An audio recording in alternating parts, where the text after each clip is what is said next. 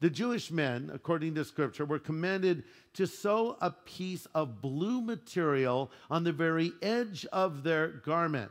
And so perhaps this woman thought, if I can just touch that little bit of blue cloth, I know I'll be healed. I don't know where she got this idea.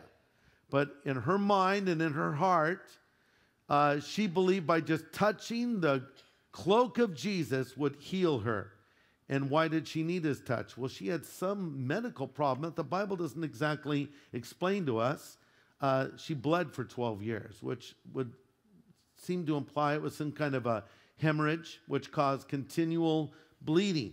Blood would not stay in her body. Now, under the law, there was a stigma associated with this. That probably wasn't what she was experiencing, but this would have made her be thought of as an unclean woman.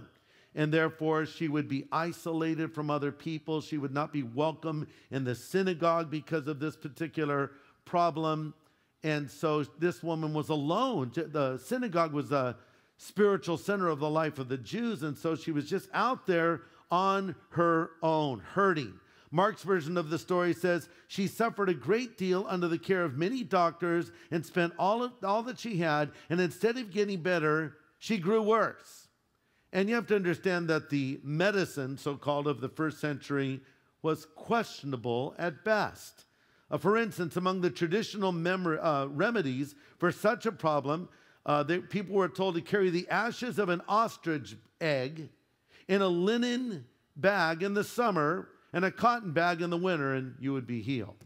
That makes a lot of sense. How about this one? Another superstitious remedy from these times said that you carry a barley corn kernel that has been found in the dung of a white female donkey. Now, that must have smelled nice. How stupid is that? But yet, I just read about one of the most exclusive coffees you can now purchase. Have you heard of it? It's called Kopi Luwak. I'm sure I'm mispronouncing that. Also known as civet coffee. Listen, it's coffee made from the beans of coffee berries, which have been eaten by the Asian palm civet, which is kind of a weaselly-looking creature, passed through its digestive tract and defecated. Then they wash the berries, sun-dry them, and presto, the ultimate coffee.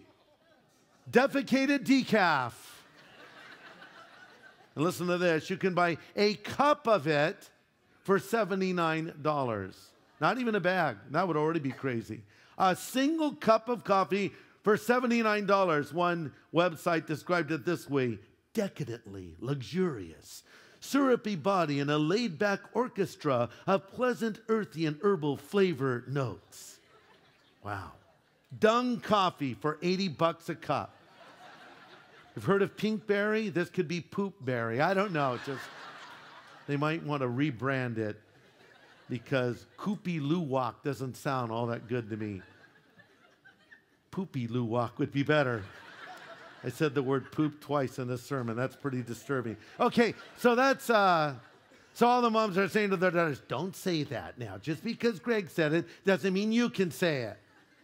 But this is how absurd it is to carry around a barley corn kernel found in the dung of a donkey. I mean, it's stupid. But some people will fall for anything or pay for anything. But despite her disappointment and rejection, she believed that Jesus could heal her.